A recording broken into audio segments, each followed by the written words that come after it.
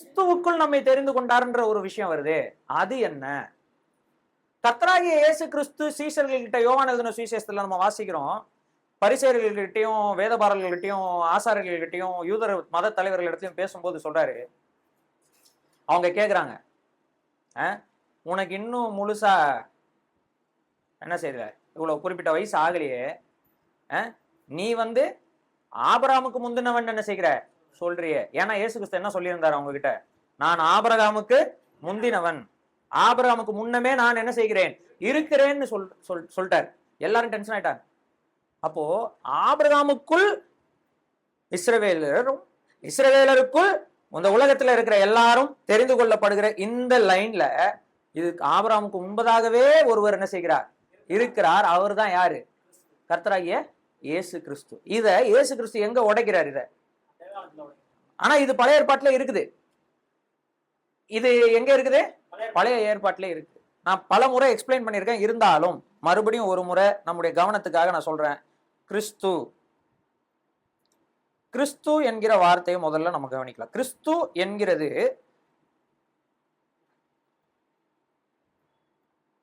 கிறிஸ்டாஸ் என்கிற கிரேக்க மொழியிலிருந்து என்ன செய்கிறது வருகிறது.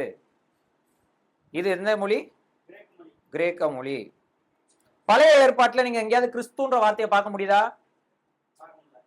ஏன்? அது என்னது? கிரேக்க மொழியில எழுதப்பட்டது இல்ல.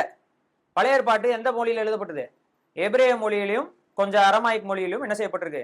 எழுதப்பட்டிருக்கு. சரிங்களா? இந்த கிரேக்க மொழியில கிறிஸ்தோஸ் என்கிற பதத்தை தமிழ்ல மொழிபெயர்க்கிறவங்களும் சரி, இங்கிலீஷ்ல மொழிபெயர்க்கிறவங்களும் சரி, மற்ற லாங்குவேஜ்ல மொழிபெயர்க்கிறவங்களும் சரி, அவங்க என்ன செஞ்சு எப்படி மொழிபெயர்த்தாங்கன்னா, கிறிஸ்தோஸ் என்கிற வார்த்தையை கிறிஸ்து என்று தமிழ்ல என்ன செஞ்சாங்க? மொழிபெயர்த்துட்டாங்க. கிறிஸ்டோஸ் என்கிற வார்த்தையை இங்கிலீஷ்ல கிரைஸ்ட்ன்ற மொழியில என்ன செஞ்சிட்டாங்க? மொழிபெயர்த்துட்டாங்க. சரி, அப்ப கிறிஸ்டோஸ் என்கிற இந்த கிரேக்க வார்த்தையை ஒரு எபிரேயன் எப்படி பேசியிருப்பான் அப்படின்னா, பழைய ஏற்பாட்டுல மேசியா என்கிற எபிரேய மெசாயா, ஆக்சுவலி எபிரேய மொழியில மெஷியாஹு, மெஷியாஹு இதுதான் எபிரேய மொழி. பழைய ஏற்பாட்டுல இந்த கிறிஸ்டோஸ் அப்படின்ற வார்த்தைக்கு என்ன வார்த்தை இருக்கு? மெஷியாஹு என்ற எபிரேய வார்த்தை இருக்குது. இதை தான் நம்ம தமிழ்ல நிறைய நேரம் என்ன செய்யறோம்? மேசியா என்று என்ன செய்யறோம்? சொல்லுறோம். இதுவும் மொழிபெயர்ப்பு தான். தமிழ்ல மேசியான்னு வார்த்தை இல்லை. புரிஞ்சுதுங்களா? அதாவது இதுக்கு என்ன சொல்லுவாங்க? டிரான்ஸ்லிட்டரேஷன் அப்படின்னு சொல்லுவாங்க. மொழி ஆக்கம் அப்படின்னு சொல்றதை விட ஒளி ஆக்கம். இந்த சொல்லினுடைய ஒளி எப்படி வருகிறதோ அதை அப்படியே தமிழ் மயமாக்குதல். அதுதான் கிறிஸ்டாஸ் என்கிற வார்த்தையை கிறிஸ்து என்றும், மெஷியாஹு என்கிற எபிரேய வார்த்தையை மேசியா என்றும் தமிழ்ல நம்ம என்ன செய்யறோம்? சொல்றோம். இதை இந்தி மொழியில கிறிஸ்துன்ற இருக்காது, மசீன்னு எழுதியிருப்பாங்க. இது மேசியான்ற வார்த்தையிலிருந்து வரக்கூடியது. அதான் மசி, மசிஹா, மசி அப்படி சொல்லுவாங்க. சரி, இந்த கிறிஸ்து என்ற வார்த்தை, கிறிஸ்டாஸ் என்ற வார்த்தை, மெஷியாஹு என்ற எபிரேய வார்த்தை, மேசியா என்று தமிழ்மயமாக்கப்பட்ட வார்த்தை, ஹிந்தியில மசீஹ் என்று மொழிபெயர்க்கப்பட்ட இந்த வார்த்தையினுடைய அர்த்தம் என்ன? பல முறை நான் சொல்லியிருக்கேன், இருந்தாலும் கேட்கிறேன், என்ன அர்த்தம்?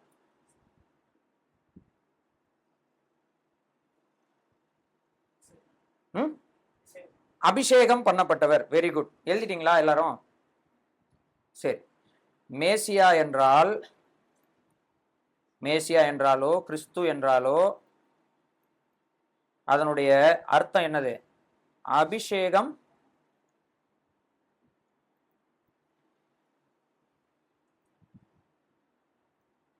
பண்ணப்பட்டவர். அபிஷேகம் பண்ணப்பட்டவர்னா எண்ணெய் வார்க்கப்பட்டவர் அப்படின்னு அர்த்தம். சரி, இப்ப அபிஷேகம் பண்ணப்பட்டவர்ன்ற வார்த்தைக்கு என்ன அர்த்தம்? ஆங்கிலத்துல அனாயிண்டட் இல்லனா அப்பாயிண்டட். சரிங்களா? இந்த அனாயிண்டட், அப்பாயிண்டட், அபிஷேகம் பண்ணப்பட்டவருக்கு தமிழ்ல நம்ம என்னன்னு சொல்லலாம் அப்படின்னு சொன்னா, தெரிந்து கொள்ளப்பட்டவர்னு என்ன செய்யலாம்? சொல்லலாம். என்ன சொல்லலாம்? தெரிந்து கொள்ளப்பட்டவர்.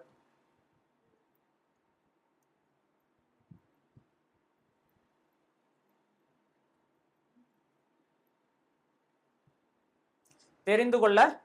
பட்டவர். சரி, இப்ப தெரிந்து கொள்ளுதல் அப்படின்றது எதற்காக இருக்கிறதுன்னு நம்ம போன கிளாஸ்ல பார்த்தோம். ஒரு இடத்துக்கானதல்ல, ஒரு நோக்கத்திற்கானது. இப்போ தாவீது இருக்கிறான். தாவீதுனுடைய குடும்பத்துல அவனுக்கு எத்தனை அண்ணன் தம்பிங்க? இவர் தான் யாரு? கடைசி. இப்போ அந்த இருக்கிற அவங்க வீட்டுல இருக்கிற எல்லாரையும் வர வச்சு, இவன் வேணாம், இவன் வேணாம், இவன் வேணாம், இவன் வேணாம், இவ்வளவுதான் இருக்காங்களா? இல்ல இன்னும் ஒருத்தன் இருக்கான், அவனை கூட்டுவா, இவன் செலக்டட் அப்படின்னு அவன் தலையில என்ன செய்யறாரு? எண்ணெயை ஊத்தி அபிஷேகம் பண்றாரு. எதுக்கு அபிஷேகம் பண்ணாங்க? எதுக்கு தெரிந்து கொண்டாங்க? மீதி எல்லாரையும் தள்ளி விட்டார் கர்த்தர். இவனை மட்டும் என்ன செய்யறார்? தெரிந்து கொண்டார். இப்ப இவனை தெரிந்து கொள்றாரு இல்லையா? அபிஷேகம் பண்றதுன்னு அர்த்தம் தெரிந்து கொள்ளுது. அப்ப கிறிஸ்துன்ற வார்த்தைக்கு தெரிந்து கொள்ளப்பட்டவர்னு அர்த்தம். மேசியான்ற வார்த்தைக்கும் தெரிந்து கொள்ளப்பட்டவர்னு அர்த்தம். இந்த கிரைஸ்ட், மெஸ்ஸையா, அபிஷேகம் பண்ணப்பட்டவர், இப்படி எல்லாத்துக்கும் ஒரே அர்த்தம் தான். என்னது? தெரிந்து கொள்ளப்பட்டவர். எதுக்காக தாவீது தெரிந்து கொள்ளப்பட்டான்? ராஜாவாக இருக்க வேண்டும், சவுலுக்கு அடுத்து இஸ்ரவேலை ஆளக்கூடியவனாக இருக்க வேண்டும்னு தெரிந்து கொள்ளப்பட்டான். கரெக்டா? கரெக்ட். ஆரோன் எதற்காக தெரிந்து கொள்ளப்பட்டான்? ஆசாரியனாக இருக்க வேண்டும், அவன் சந்ததியே ஆசாரியனாக இருக்க வேண்டும் என்று என்ன செய்யப்பட்டாங்க? தெரிந்து கொள்ளப்பட்டாங்க. கரெக்டா? எலிசான்னு ஒரு தீர்க்கதரிசி இருந்தார். அவருடைய காலத்துல என்ன நடந்ததுன்னா, இந்த எசபேல், ஆகாப்புடைய மனைவி, அவங்க பயங்கரமா இஸ்ரவேல் தேசத்தை என்ன செஞ்சுட்டு இருந்தாங்க? விக்கிரகத்துக்குள்ள கொண்டு போயிட்டு ரொம்ப அநியாயம் அக்கிரமம் பண்ணிட்டு இருந்த காலத்துல அவங்க படைத்தலைவர்களில் ஒருவனான யெகூ அப்படின்ற ஒரு மனுஷனை தெரிந்து கொள்றதுக்கு ஒரு தீர்க்கதரிசியினோட புத்திரரை அனுப்புறார். அந்த வாலிபன் போய் என்ன பண்றான்? அந்த யெகூனுடைய தலையில எண்ணெய் ஊத்தி ஓடி போயிடுறான். எதற்காக எண்ணெய் ஊத்துறான்னா தெரிந்து கொள்வதற்கு. எதுக்காக தெரிந்து கொண்டாங்க யெகூவை? அடுத்த ராஜாவாக இருப்பதற்காக. உடனே யெகூ எழுந்து போய் ராஜபாரத்தனை செய்ற கைப்பற்றார். புரிஞ்சுச்சுங்களா உங்களுக்கு? அப்போ எண்ணெய் ஊத்துறதுன்னா அபிஷேகம் பண்றதுன்னு அர்த்தம். அபிஷேகம் எதுக்கு பண்றதுன்னா என்ன அர்த்தம்? தெரிந்து கொள்றதுன்னு அர்த்தம். தெரிந்து கொள்றது எதுக்காக? ஒரு நோக்கத்திற்காக. ஆபிரகாமை ஏன் தேவன் தெரிந்து கொண்டார்? தன் மனிதனை மீட்கும், உலகத்தை மீட்கக்கூடிய மனிதனுடைய திட்டத்திலே ஒரு மனிதனை தெரிந்து கொண்டு அந்த ஒரு மனிதனை கொண்டு உலகத்தில் இருக்கிற எல்லாரையும் காப்பாற்ற வேண்டும் என்கிற நோக்கத்திற்காக ஆபிரகாம் என்ன செய்தார்? தெரிந்து கொண்டார். ஆபிரகாமுக்குள் ஒரு தேசத்தை உருவாக்கினார். அந்த தேசத்தை எதற்காக தெரிந்து கொண்டார்? சாட்சியாக இருந்து அநேகருக்கு, இந்த உலகத்தில் இருக்கிற மற்றவர்கள் எல்லாரையும் ஆசீர்வதிப்பதற்காக அந்த தேசத்தை என்ன செய்தார்? தெரிந்து கொண்டார். யாரெல்லாம் அந்த தேசத்தாராக இருக்கிறார்களோ அவர்கள் எல்லாரும் ஆபிரகாமினுடைய சந்ததியாக என்ன செஞ்சிடறாங்க? வந்துடுறாங்க. எப்படி அறியப்படுறாங்க? விசுவாசத்தினால யாரெல்லாம் வந்தாலும் எல்லாரும் ஏற்றுக்கொள்ளப்படுறாங்க. அப்படிதான் நம்ம என்ன செய்யறோம்? வாசிக்கிறோம். கரெக்டா? இதுதான் ஒரு மனுஷனுக்குள் அல்ல ஒரு நபருக்குள் எல்லாரையும் தெரிந்து கொள்ளுதல். அந்த கான்செப்ட், இந்த கான்செப்ட் பழைய ஏற்பாட்டுல தான் என்ன செய்யறோம்? நம்ம பாக்குறோம். ஒவ்வொரு ஆளா பொறுக்கி நீங்க எல்லாம் என் கூட்டம் வாங்க அப்படின்னு தெரிந்து கொள்ளுதல் இது அல்ல. கிதியோனுடைய ஆர்மிக்கு செலக்ஷன் பண்ண மாதிரியான செலக்ஷன் ப்ராசஸ் இது கிடையாது. இதை நாம் என்ன செய்யணும்? நன்றாக புரிந்து கொள்ள வேண்டும். சரி, அப்ப கிறிஸ்துன்ற வார்த்தைக்கு என்ன அர்த்தம்? தெரிந்து கொள்ளப்பட்டவர், அபிஷேகம் பண்ணப்பட்டவர் தான். இன்றைய காலத்துல கிறிஸ்தவங்களுக்கு அபிஷேகம்ன்ற வார்த்தைக்கு வேற அர்த்தம் இருக்கு. அதனால நம்ம நல்ல மீனிங் புரிஞ்சுக்கலாம். கிறிஸ்துன்ற வார்த்தைக்கு என்ன அர்த்தம்? இப்போ ஒரு கேள்வி, இந்த கிறிஸ்துவை தேவன் எப்பொழுது அபிஷேகம் பண்ணினார்? பாருங்க, சங்கீத புஸ்தகத்துல ஒரு வெளிச்சம் நமக்கு கிடைக்குது. முதலாக சங்கீதத்துலதான் அபிஷேகம் பண்ணினேன் அப்படின்னு சொல்றார். பாருங்க, 6வது வசனம், 2:6, சங்கீதம் 2:6. நான் என்னுடைய பரிசுத்த பர்வதமாகிய சீயோன் மீதில் என்னுடைய ராஜாவை அபிஷேகம் பண்ணி வைத்தேன். இனிமேல் தான் அபிஷேகம் பண்ணுவேன்னு அவர் என்ன செய்யல? சொல்லல. நான் ஏற்கனவே என்ன பண்ணிட்டேன்? அபிஷேகம் பண்ணி வைத்தேன். எப்போ அபிஷேகம் பண்ணினேன்? சொல்லல. இங்க சொல்லல. இங்க சொல்லியிருக்கா? சொல்லல. ஆனா ஒரு விஷயம் நம்ம நல்லா புரிஞ்சுக்கலாம். ஏற்கனவே இந்த ராஜா என்ன செய்யப்பட்டிருக்கிறார். அப்போ இந்த தெரிந்து கொள்ளப்பட்டவராகிய மேசியா என்கிற இந்த கிறிஸ்துவானவர் யாராக இருக்கிறார்? தெரிந்து கொள்ளப்பட்டவர் யாராக இருக்கிறார்னு கேக்குறேன். அபிஷேகம் பண்ணப்பட்டவர் என்ன அர்த்தம் பிரதர்?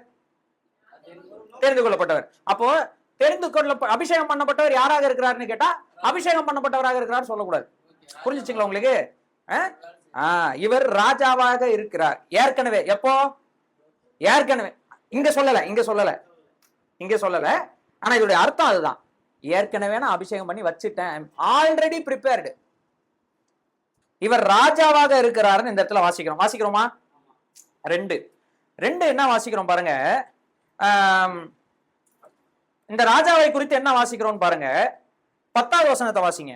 இப்போதும் ராஜாக்களே, அதான் இப்போதும் ராஜாக்களே உணர்வடையுங்கள், பூமியின் நியாயாதிபதிகளே எச்சரிக்கையாக இருங்கள், பயத்துடனே கர்த்தரை சேவியுங்கள், நடுக்கத்துடனே கலிகூறுங்கள். ரைட், 7வது வசனம் வாசிங்க. தீர்மானத்தின் விவரம் சொல்லுவேன். கர்த்தர் என்னை நோக்கி, நீர் என்னுடைய குமாரன், இன்று நான் உம்மை ஜெனிப்பித்தேன். போதும். இப்ப என்ன சொல்றாரு? இந்த ராஜாவை பார்த்து தேவன் சொல்றாரு, நீர் என்னுடைய குமாரன். சரி, அப்ப இந்த தெரிந்து கொள்ளப்பட்டவர் முதல்ல இவர் ராஜாவாக தெரிந்து கொள்ளப்பட்டிருக்கிறார். யாரு ராஜாவாக தெரிந்து கொள்ளப்பட்டிருக்கிறார்? அது அடுத்துதான் போட்டிருக்கு, தேவனுடைய தேவ குமாரன், சன் ஆஃப் காட். யாரு ராஜாவாக தெரிந்து கொள்ளப்பட்டிருக்கிறார்? தேவனுடைய குமாரன் ராஜாவாக தெரிந்து கொள்ளப்பட்டிருக்கிறார். போட்டிருக்கா? ரைட்.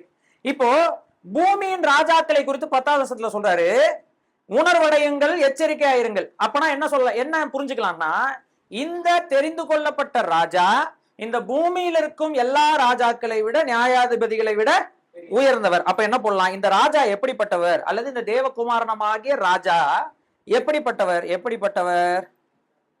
ராஜாதி ராஜா சொல்லலாமா?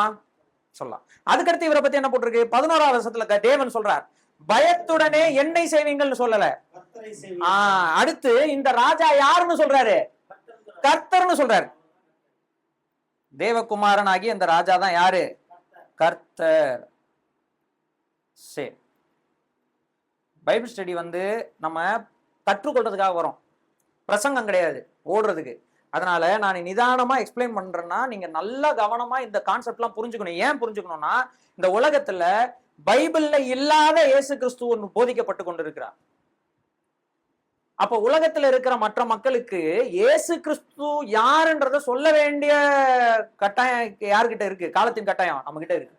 அப்ப எந்த அளவுக்கு தெளிவா சொல்லணும்னா, நம்ம இவ்வளவு தெளிவா சொல்லணும்னா இவ்வளவு தெரிஞ்சிருக்கணும். அதனாலதான் நான் இவ்வளோ ஸ்லோவா அவங்களுக்கு நான் அதை எக்ஸ்பிளைன் பண்ணிட்டு இருக்கேன். இப்ப நான் இப்படி சொல்லிட்டு போயிடலாம். என்ன சொல்லிட்டு போயிடலாம்? தெரிந்து கொள்ளப்பட்டவர்னா மேசியான என்ன அர்த்தம்? தெரிந்து கொள்ளப்பட்டவர், வாங்க அடுத்து தேர்தலுக்குள்ள போயிடலாம்னு சொல்லிட்டு டைரக்டா போயிடலாம். ஆனா அப்படி போல. காரணம் என்னன்னா, இவர் யாருன்றது வசனம் என்ன சொல்லுதுன்னு பார்க்கணும். நம்ம முதலாக மேசியா என்கிற எபிரேய வார்த்தை வரக்கூடிய ஒரு பகுதிக்கு நம்ம வரோம். அந்த பகுதியில நம்ம என்ன பார்க்கிறோம்னா, அவர் ராஜான்னு பார்க்கிறோம். அந்த தெரிந்து கொள்ளப்பட்டவர் யாரு? ராஜா. ஏற்கனவே தெரிந்து கொள்ளப்பட்டவர் அவரு. ரெண்டாவது, அந்த ராஜா யாருன்னா தேவ குமாரன். தேவகுமாரனா இருந்தாலும் அவர் யாருன்னு தேவன் சொல்றாரு? கர்த்தர் என்று சொல்லுகிறார். இப்போ கர்த்தர்ன்ற வார்த்தைக்கு என்ன அர்த்தம்? கர்த்தர்ன்ற வார்த்தைக்கு எபிரேய மொழியில என்ன? யாஹ்வே. யாஹ்வே இல்லனா யெகோவா, ரெண்டும் ஒண்ணுதான்.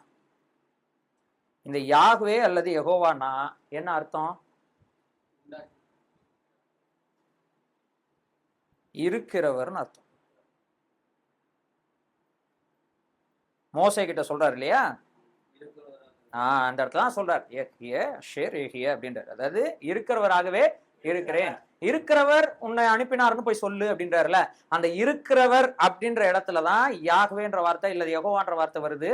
அந்த யெகோவான்ற வார்த்தை எங்கெங்கெல்லாம் பழைய ஏற்பாட்டுல வருதோ அங்கெல்லாம் தமிழ் மொழியில என்ன சொல்றது, போல்டு லெட்டர்ஸ்ல கர்த்தர்னு என்ன செஞ்சிருக்கோம்? எழுதியிருக்கோம். உங்க எல்லா பைபிளையும் கர்த்தர்ன்ற லெட்டர் எப்படி எழுதியிருக்கோம்? போல்டு லெட்டர்ல எழுதியிருக்கோம். எங்கெங்கெல்லாம் போல்டு லெட்டர்ல கர்த்தர்னு எழுதியிருக்குதோ அந்த வார்த்தைக்கு தமிழ் மொழியில இருக்கிற அல்லது வடமொழியில இருக்கிற கர்த்தர் என்ற வார்த்தை, எஜமான் என்கிற வார்த்தை அர்த்தம் அல்ல, இருக்கிறவர் என்ற வார்த்தை தான் அர்த்தம். கர்த்தர்னா என்ன அர்த்தம்? இருக்கிறவர். அவர் யாரா இருக்கிறார்? எஜமானா இருக்கிறார், வேற விஷயம். ஆனா அவர் கர்த்தர்ன்ற வார்த்தைக்கு என்ன அர்த்தம்? நான் சமஸ்கிருத கர்த்தர்ன்ற வார்த்தைக்கு அர்த்தத்துக்கு சொல்லல. பைபிள்ல இருக்கிற யாஹ்வே அல்லது யெகோவான்ற வார்த்தையினுடைய அர்த்தம் என்னது? இருக்கிறவர். அப்போ நம்ம என்ன பாக்குறோம்னா, மோசையோடு பேசிய இருக்கிறவர், மோசேக்கு முன்பதாக யோசேப்போடு பேசிய இருக்கிறவர், யோசேப்புக்கு முன்னாடி யாக்கோபோடு பேசிய இருக்கிறவர், யாக்கோபுக்கு முன்னாடி ஈசாக்கோடு பேசிய இருக்கிறவர், ஈசாக்கு முன்னாடி ஆபிரகாமோடு பேசிய இருக்கிறவர் யாரு? யெகோவா ஈரே, கர்த்தர் பார்த்து கொள்வார்னு சொல்லப்பட்ட அந்த இருக்கிறவர் யாரு? இந்த தெரிந்து கொள்ளப்பட்ட ராஜா, தேவகுமாரன் அல்லது மேசியா. அதனாலதான் இயேசு கிறிஸ்து சொல்றாரு, நான் ஆபிரகாமுக்கு முன்னாடியே இருக்கிறேன். இருந்தேன்னு சொல்லல. இருந்தேன்னு சொன்னா நீங்களும் நானும் சொல்ற மாதிரி சொல்லிக்கலாம். அவர் இருக்கிறேன்ற வார்த்தையை பயன்படுத்தினார். நான் ஆபிரகாமுக்கு முன்பதாகவே யெகோவா அப்படின்னு சொல்றாரு. அவர் எபிரேய மொழியில அப்படிதான் பேசியிருப்பார். நான் ஆபிரகாமுக்கு முன்னாடியே யாகுவே. புரிஞ்சுங்களா? அப்ப கர்த்தர்ன்ற வார்த்தைக்கு என்ன அர்த்தம்? சரி, இந்த கர்த்தர் யாரு? 2ஆம் சங்கீதத்துல பாக்குற கர்த்தர் யாரு? தேவனுடைய குமாரன். இந்த தேவனுடைய குமாரன் யாரு? ராஜா. இந்த ராஜா யாரு? இந்த ராஜாவாக ஏற்படுத்தப்பட்டவர் அல்லது தெரிந்து கொள்ளப்பட்டவர். இவரை தான் கிறிஸ்துன்னு சொல்றோம், இவரை தான் மேசியான்னு சொல்றோம். இப்போ இவர் இந்த கிறிஸ்துக்குள் யார் யாரெல்லாம் வராங்களோ, கிறிஸ்துவுடைய நிழலுக்குள் யார் யாரெல்லாம் வராங்களோ அவங்களை இவர் என்ன பண்றாரு பாருங்க. 12வது வசனம் வாசிங்க. குமாரன் கோபம் கொள்ளாமலும் நீங்கள் வழியிலே அழியாமலும் இருக்கும்படிக்கு அவரை முத்தம் செய்யுங்கள். கொஞ்ச காலத்துல முத்தம் செய்யுங்கள்னா என்ன அர்த்தம் தெரியுமா? இந்த இடத்துல முத்தம் செய்யறதுன்னா என்ன அர்த்தம் தெரியுமா? அந்த கால பழக்கம், ராஜாக்களை அமைச்சர்களும் அவங்களுக்கு கீழே இருக்கவங்களும் கையை பிடிச்சு என்ன செய்வாங்க? அவங்களுடைய மோதிரத்துல முத்தம் வைப்பாங்களா? அந்த முத்தத்தை குறித்து சொல்லுது. முத்தம் செய்யுங்கன்னா கட்டி பிடிச்சி பாசத்தோட கொடுக்குற முத்தத்தை பத்தி இங்க பேசல. இவர் ராஜாவாக சிங்காசனத்தில் இருக்கிறார். எல்லா ராஜாக்களையும் பார்த்து சொல்றாரு. அவருக்கு கீழே இருக்கிற எல்லா ராஜாக்களையும், உன்னதங்கள்ல இருக்கிற ராஜாக்களாக இருக்கட்டும், அதிகாரங்களா இருக்கட்டும், இந்த பூமியில இருக்கிற ராஜாக்களா அதிகாரங்களா இருக்கட்டும், எல்லாரையும் பார்த்து சொல்றாரு, எல்லாரும் அண்டி கொள்ளுங்க, அவருக்கு கீழே வாங்க, அடங்குங்க. இல்லைன்னா ஒரு நாள் அவருடைய கோபம் என்ன செய்யும்? பற்றி எரியும். அப்ப எதுக்காக கோபம் பற்றி எரியுது? நியாயம் தீர்க்க. அப்போ இந்த கிறிஸ்து தான் ஒரு நாள் என்ன செய்ய போறாராம்? நியாயாதிபதி. இந்த சங்கீதத்துல பழைய ஏற்பாட்டுல இருந்து புதிய ஏற்பாடு வரைக்கும் இயேசு கிறிஸ்துவ பத்தி என்னென்னலாம் சொல்ல முடியுமோ எல்லாமே என்ன செய்யப்பட்டிருக்கு? சொல்லப்பட்டிருக்கு. கொஞ்சம் நம்ம கவனமா வாசிச்சோம்னா அது விளங்கும். அப்போ இவர் நியாயாதிபதியாக இருப்பார். ஏன்னா அது இனிமேதான் வரப்போகுதுன்னு சொல்லியிருக்கு. அப்போ இருப்பார். ஆனா அட் பிரசன்ட் இப்போ அவரிடம் அடைக்கலம் புகும் யாவரும், உங்க டிரான்ஸ்லேஷன்ல அவரை அண்டிக் கொள்ளுகிறவர்கள் யாவரும் அப்படின்னு அர்த்தம். அவருக்குள்ள வரக்கூடியவர்கள் யாவரும், அவருடைய நிழலுக்குள் வரக்கூடியவர்கள் யாவரும், யார் யாரெல்லாம் அவங்களுக்குள்ள வராங்களோ அவங்க எல்லாரும் பிளஸட், அவங்க எல்லாரும் ஆசீர்வதிக்கப்பட்டவர்கள். அப்போ கிறிஸ்துவுக்குள் யார் யாரெல்லாம் வராங்களோ, சிம்பிளா சொன்னா அவங்க எல்லாரும் யாரு?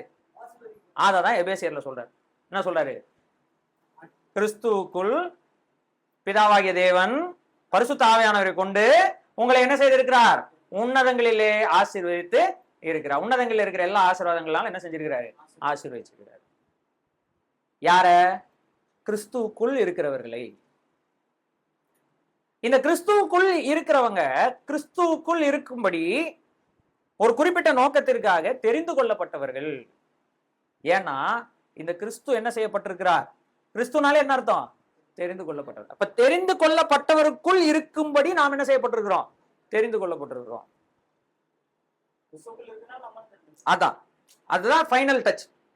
இப்ப என்ன செய்யறாரு? இந்த இருக்கிறவராக இருக்கிற, அப்ப இவர்தான் தேவன், இவர்தான் ராஜா, இவர்தான் நியாயாதிபதி, கடைசியில போட்டிருக்கு இவர்தான் ரட்சகர். அவரை அண்டிக் கொள்ளுகிற எல்லாரையும், ஒருத்தர் கூட வெள்ள தள்ளுறன்னு போடல, அவரை அண்டிக் கொள்ள வாங்க, அவரா பார்த்து யார் யார் வேணுமோ எடுத்துப்பாரு, மத்தவங்க எல்லாரையும் துரத்தி விட்டுருவாருன்னு சொல்றாரா? அப்ப அண்டிக் கொள்ளுகிற எல்லாரும் தெரிந்து கொள்ளப்படுகிறவர்கள். அப்படித்தானே? அந்த சங்கீதத்துல அப்படித்தானே போட்டிருக்கு. அவரை அண்டிக் கொள்ளுகிற யாவரும், நோ கேட்டகரி. அதுல ஒரே கேட்டகரி தான், அண்டிக் கொண்டா போதும். கிறிஸ்து கிட்ட வரவங்க எல்லாரையும் அவர் காப்பாத்துக்கிறார். எதுல இருந்து? பாவத்திலிருந்து, பாவத்தின் விளைவாகிய நியாய தீர்ப்புல இருந்தோம், கோபாக்கினையில இருந்தோம். யார் காப்பாத்துறா? இந்த தெரிந்து கொள்ளப்பட்ட ராஜாவாகிய தேவகுமாரனாகிய கர்த்தர் என்ன செய்கிறார்? நியாயாதிபதி ஆகிய கர்த்தர் என்ன செய்கிறாரு? காப்பாற்றுகிறார். அப்ப கடைசியா என்ன சொல்லலாம்னா, இந்த கிறிஸ்து ரட்சகர். இந்த கிறிஸ்து யாரு? காப்பாற்றுகிறவர், அண்டிக் கொள்ளுகிற யாவரையும் காப்பாற்றுகிறார். அப்போ ரட்சகருக்கு எபிரேய மொழியில் என்னது? இயேசு. ரட்சகருக்கு எபிரேய மொழியில் என்னது? இயேசு. அப்ப இந்த இயேசுவே கிறிஸ்து என்று நாவுகள் யாவும் என்ன செய்யுமா?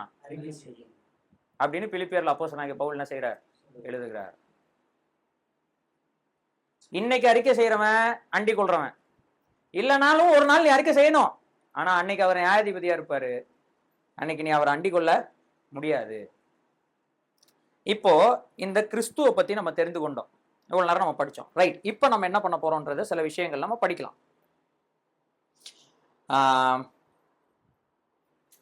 72ஆம் சங்கீதத்தை எடுத்துக்கொள்வோம். ஏற்கனவே அந்த சின்ன கிளாஸ்ல நான் உங்களுக்கு இதை பத்தி எக்ஸ்பிளைன் பண்ணேன், பட் திரும்பவும் நம்ம வாசிக்கலாம். 72ஆம் சங்கீதம் 2ஆம் சங்கீதத்துல இருந்து ராஜாவை குறித்து பார்த்தோம், கரெக்டா? 72ஆம் சங்கீதத்துல அந்த ராஜாவை குறித்து இன்னும் விலாவாரியாக போட்டிருக்கிறது. என்ன போட்டிருக்கிறது நான் வாசிக்கலாம். 72ஆம் சங்கீதம்.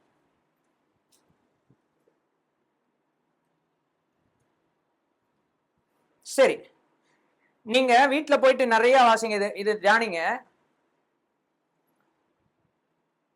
ராஜாவை குறித்து எழுதப்பட்டிருக்கிற சங்கீதமாக இது என்ன செய்யப்படுகிறது?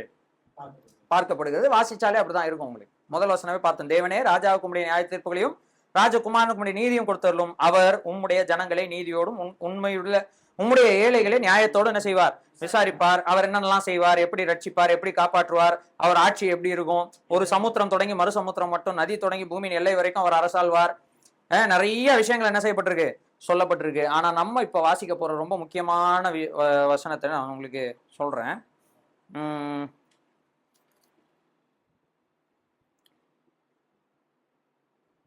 17வது வசனம், சங்கீதம் 72:17. அவருடைய நாமம் என்றென்றைக்கும் இருக்கும். சாலமோனை பத்தி அவருடைய நாமம் என்றென்றைக்கு இருக்குன்னு சொல்றதுக்கு வாய்ப்பு இருக்கா? இல்ல. அப்ப இது எந்த ராஜா குறித்து சொல்லியிருக்கு? 2ஆம் சங்கீதத்துல சொல்லி இருக்கிற அந்த ராஜாவை குறித்து சொல்லியிருக்கு. சரிங்களா? சரி, என்ன சொல்லியிருக்கு? சூரியனுள்ள மட்டும் அவருடைய நாமம் சந்தான பரம்பரையாய் நிலைக்கும். அப்படின்னா அர்த்தம்னா என்றென்றைக்கும் தலைமுறை தலைமுறையாக நிலைக்கும். மனுஷர் அவருக்குள் ஆசீர்வதிக்கப்படுவார். போதும். என்ன சொல்லியிருக்கு? மனுஷர்னா யாருங்க? மனுஷர், மனுபுத்திரர், மனுஷர். இவங்க யாரு? இவங்க ஆபிரகாம் இடத்துல சொல்லப்பட்ட அந்த 71 சந்ததி, அவனையும் சேர்த்து 71 சந்ததிகள். இந்த உலகத்துல இருக்கிற எல்லா மனுஷர்களும் அதுக்குள்ள என்ன செஞ்சிருவாங்க? வந்துருவாங்க. இவர்கள் எல்லாருமே, இந்த 71 சந்ததிகளாகிய இந்த மனுஷர்கள் எல்லாருமே யாருக்குள் ஆசீர்வதிக்கப்படுறாங்க? இவங்க யாருக்குள்ள இருக்கிறாங்க? கிறிஸ்து அல்லது தெரிந்து கொள்ளப்பட்டவர் அல்லது ராஜா, இவருக்குள்ள என்ன செய்ய போறாங்க? ஆசீர்வதிக்கப்படுறாங்க. எங்க சொல்லியிருக்கு? 2ஆம் சங்கீதத்திலயும் 2ஆம் சங்கீதம் நிழலாட்டமா சொல்லியிருக்கிறது, அண்டி கொண்ட யாரும் பாக்கியவான்கள். இங்க தெளிவாவே சொல்லியிருக்கு, அவருக்குள் ஆசீர்வாதம். எவருக்குள்?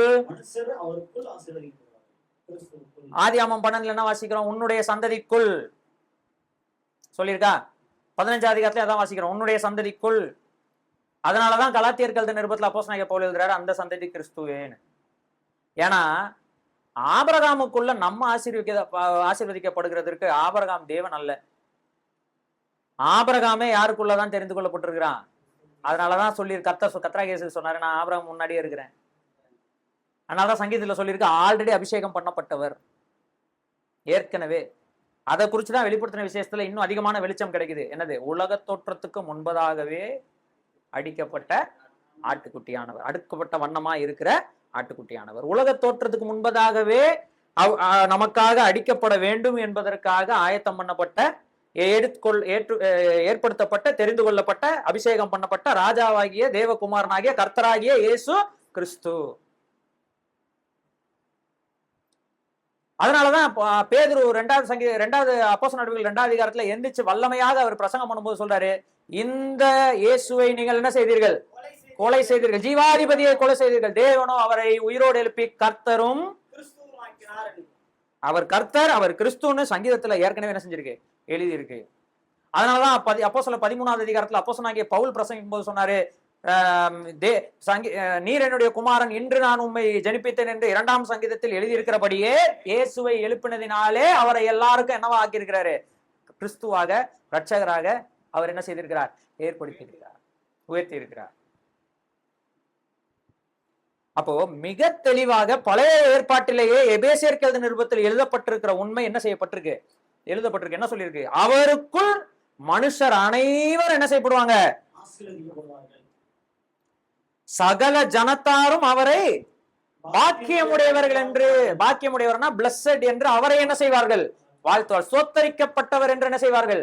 வாழ்த்துவார்கள். அதான் எபேசியர் நிருபத்தில் அப்போஸ்தலனாகிய பவுல் சொல்றாரு, கர்த்தராகிய தேவன் அவர் ஸ்தோத்தரிக்கப்படுவாராக. அந்த வசனம் அப்படிதான் ஆரம்பிக்குது. 3ஆம் வசனம், எபேசியர் 1:3. நம்முடைய கர்த்தராகிய இயேசு கிறிஸ்துவுக்குள் பிதாவாகிய தேவனுக்கு ஸ்தோத்திரம். ஸ்தோத்திரம் உண்டாவதாக. இயேசு கிறிஸ்துவின் பிதாவாகிய கர்த்தராகிய இயேசு கிறிஸ்துவின் தெரிந்து கொள்ளப்பட்டவரின் பிதாவாகிய தேவனுக்கு ஸ்தோத்திரம். பிதாவாகிய தேவனுக்கு ஸ்தோத்திரம். யார இப்ப வாழ்த்துறாங்க? இந்த ராஜாவுக்குள் தேவனை என்ன செய்யறாங்க? வாழ்த்துறாங்க. அவர்தான் தேவன். அவர்தான் யாரு? தேவன். 19ஆம் வசனத்தை போட்டிருக்கு, அவருடைய மகிமை பொருந்திய நாமத்துக்கு என்றென்றைக்கும் ஸ்தோத்திரம் உண்டாவதாக. பூமி முழுவதும் அவருடைய மகிமையால் என்ன செஞ்சிருக்கோம்? நிறைந்திருப்பதாக. ஆமென், ஆமென். எவ்வளவு விஷயங்களுக்கு என்ன செய்திருக்கு? சொல்லப்பட்டிருக்கு. பாருங்க 14ஆம் வசனம், அவருடைய ஆத்துமாக்களை வஞ்சகத்திற்கும் கொடுமைக்கும் தப்புவிப்பார். அவருடைய ரத்தம் அவருடைய பார்வைக்கு விலையேற பெற்றது. யாருடைய ரத்தம்? இந்த ஜனங்களுடைய ரத்தம், அவர்களுடைய ரத்தம் அவர் பார்வைக்கு என்னவா இருக்குது? ரொம்ப முக்கியமானதாக இருக்கிறது. அதனால நம்முடைய ரத்தத்தை சிந்த விடாமல் அவர் தன்னை என்ன செஞ்சிருக்கிறாரு? ஒப்பு கொடுத்திருக்கிறார். புரிஞ்சுச்சுங்களா உங்களுக்கு? அப்போ இந்த உண்மை, இந்த தெரிந்து கொள்ளப்படுதல்னு யாராவது உங்ககிட்ட வந்து கர்த்தர் வந்து முன்னாடியே தெரிந்து கொண்டாருங்க, நம்ம எல்லாரும் ரட்சிக்கப்படணும்ட்டு பாரு, கர்த்தர் நம்மள எல்லாரும் என்ன பண்ணிருக்கிறாரு? தெரிந்து கொண்டிருக்காரு. ஸ்தோத்திரம் செலுத்தும் போதோ இல்ல உங்ககிட்ட யாராவது நம்மெல்லாம் தெரிந்து கொள்ளப்பட்டவர்கள், அவங்களாம் தெரிந்து கொள்ளப்படல, நித்திய ஜீவனுக்கு நியமிக்கப்பட்டவங்க கொஞ்சம் பேர் தான், மற்றவங்க எல்லாம் நித்திய ஜீவனுக்கு நியமிக்கப்படல, இப்படி எல்லாம் பேசுறவங்களா இருந்தாங்கன்னா தெளிவா அவங்க கிட்ட இருந்து பைபிள் எடுத்து நீங்க காமிக்கணும். வேதாகமத்துல அப்படி என்ன செய்யல? சொல்லப்படவில்லை. கிறிஸ்து தெரிந்து கொள்ளப்பட்டார். அவருக்குள் இருக்கிற எல்லாரும் அவருக்குள் நம்ம என்ன செஞ்சிருக்கிறோம்? தெரிந்து கொள்ளப்பட்டிருக்கோம். அவருக்குள்ளதான் நமக்கு ஆசீர்வாதம், அவருக்குள்ளதான் எல்லாமே நமக்கு. ஏன்னா இப்ப எபேசியரில் நீங்க வாசிக்கிறோம், அவருக்குள் பாவ மன்னிப்பு, அவருக்குள் அவருடைய ரத்தத்தினாலே, அவருக்குள், இவருக்குள், அவருக்குள். இந்த வார்த்தையை திரும்ப திரும்ப நீங்க செய்ய முடியும், வாசிக்க முடியும். கிறிஸ்துவுக்குள் அவர் இல்லைன்னா எதுவுமே நமக்கு இல்லை. தேவன் கிறிஸ்து இல்லாமல் நம்மை தெரிந்து கொள்ளவில்லை, கிறிஸ்துவுக்குள் நம்மை தெரிந்து கொண்டார். அதற்கு உலக தோற்றத்துக்கு முன்பதாக யாரை தெரிந்து கொண்டார்? தம்முடைய ஒரே பேரான குமாரனை தெரிந்து கொண்டார், ஏற்படுத்தினார். இல்லையா? முன் குறித்தாருன்னு சொல்லாமா? தெரிந்து கொண்டாருன்னு சொல்லாமா? ஏற்படுத்தினார் சொல்லாமா? அனுப்பினாரா? மகிமைப்படுத்தி இருக்கிறாரா? இது எல்லாமே நமக்கும் சொல்லியிருக்கு. ரோமர் 8 சொல்லியிருக்கா? இது எல்லாமே யாருக்குள்ள? அவருக்குள்ள. இது எல்லாமே அவருக்கு நடந்ததுனால நமக்கும் நடக்கு. இது அவருக்கு நடக்கலன்னா நமக்கு. அதனாலதான் இத கிருபைன்னு அப்போஸ்தலனாகிய பவுல் என்ன செய்கிறார்? சொல்லுகிறார். சரிங்களா? இப்போ எபேசியர் நிருபத்தினுடைய அடுத்த பகுதிக்கு நம்ம போலாம். இப்ப இவ்வளவு நேரம் நம்ம தெரிந்து கொள்ளப்பட்டதல், முன்குறித்தல், இந்த மாதிரி விஷயங்களை குறித்து என்ன செஞ்சோம்? படிச்சுக்கிட்டு இருந்தோம். அடுத்து ரொம்ப முக்கியமான விஷயம் என்னன்னா 5வது வசனம். பாருங்க, மறுபடியும் பிரியமானவருக்குள். இந்த பிரியமானவர் யாரு? யாரை பார்த்து பிதாவாகிய தேவன் இவர் என்னுடைய நேசகுமாரன், இவருக்கு பிரியமாயிருக்கு, இவர் மேல் பிரியமாயிருக்கிறேன், இவருக்கு செவி கொடுங்கள்னு யாரை பார்த்து சொன்னாரு? இயேசு கிறிஸ்துவை பார்த்து சொன்னார். அப்ப அவர் யாரு? கிறிஸ்துவுக்குள். பிரியமானவருக்குள் நமக்கு தந்துள்ள தம்முடைய கிருபையின் மகிமைக்கு புகழ்ச்சியாக தம்முடைய தயவுள்ள சித்தத்தின்படியே நம்மை இயேசு கிறிஸ்து மூலமாய் தமக்கு சுவிகார புத்திரராகும்படி முன்குறித்திருக்கிறார். அடுத்து நம்ம படிக்க வேண்டிய முக்கியமான கான்செப்ட் என்ன? புத்திர சுவிகாரம் அல்லது சுவிகார புத்திரர், ரெண்டும் ஒண்ணுதான்.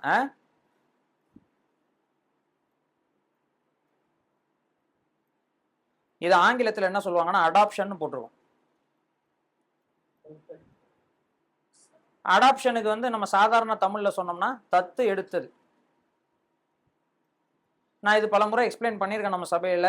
நம்ம வந்து இந்த உலகத்துல வந்து ஒரு அநாத குழந்தைய தத்தெடுக்கிற மாதிரியான கான்செப்ட் பைபிள்ல சொல்லப்படலை.